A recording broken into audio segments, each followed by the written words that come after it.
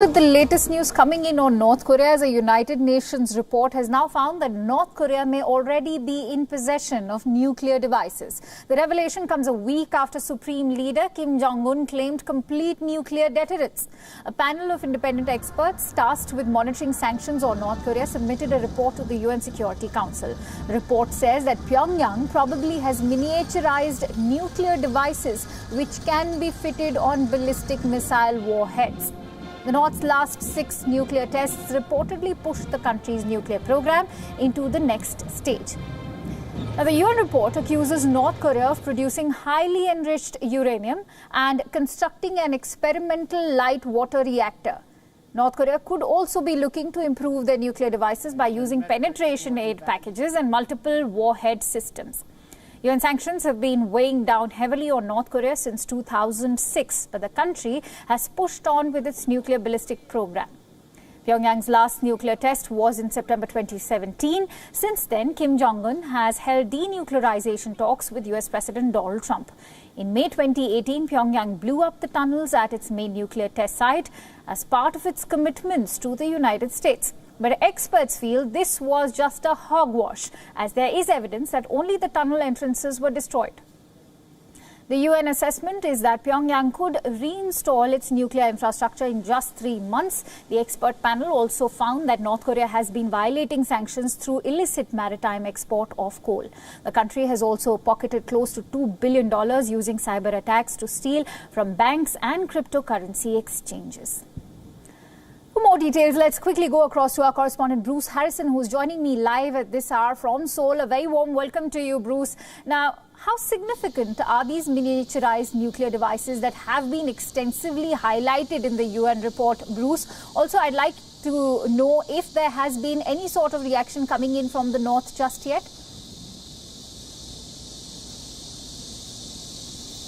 As far as reactions, I'll address that first. We haven't heard from the North specifically about any success in miniaturizing nuclear weapons recently. The latest we've heard from North Korea was Kim Jong-un last week through state media saying there'd be no longer a need for war on the Korean Peninsula because his country had achieved the success it was seeking with its nuclear weapons program. None of that can be independently verified because outside experts aren't allowed inside North Korea to oversee or view its nuclear weapons program. We haven't heard from South Korea as well about this report, and it's unclear exactly which UN member states authored this report regarding the miniaturization of these nuclear weapons. If it was in fact to be true, of course it would be significant. That's been one of the crucial steps for North Korea to boost its threat to the United States, in particular the mainland United States. If they can build a nuclear weapon small enough to fit into the nose cone of a ballistic missile and create one that is stable enough to go through the re-entry process, see the missile re-entering the atmosphere, survive that, and then actually detonate upon impact. But we simply don't know. Like I said, we can't independently verify these reports. We've heard from over a number of years from a number of experts as well that North Korea was on the cusp of this technology or had already achieved it. This is just another report suggesting the same. Right, but you know what actually catches our attention at large about this report, Bruce, is the fact that it also talks about lucrative cyber attacks and mining of cryptocurrencies as the North's source of revenue generation. Will this part of the report now help authorities to crack down on the North's revenue generation for nuclear testing? It's no secret that North Korea has been hacking different networks around the world for a number of years now to bring in but the UN report has now highlighted this. They've been correct. This report has specifically highlighted it. The timing, is it consequential? It's hard to say. Is it because they believe that the nuclear weapons program continues in full force, that they need to raise awareness to try and crack down on this supply of money flowing to North Korea that could possibly be used to continue developing nuclear weapons? That's unclear. It just happens to be in this report as well, also mentioning the fact that cryptocurrency is a source of income for the North Korean regime. I don't know if the two are connected specifically, but yes, both were highlighted in that report. Right.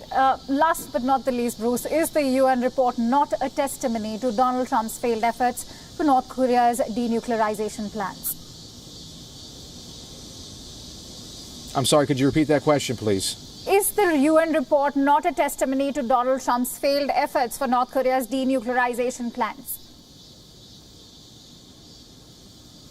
At this time, President Donald Trump really hasn't been focusing on North Korea lately, considering the domestic issues he's facing at home. But when it comes to the UN plan, hard to say exactly. All right. Thank you so much, Bruce, for bringing us all those details. We'll keep coming back to you as and more developments take place.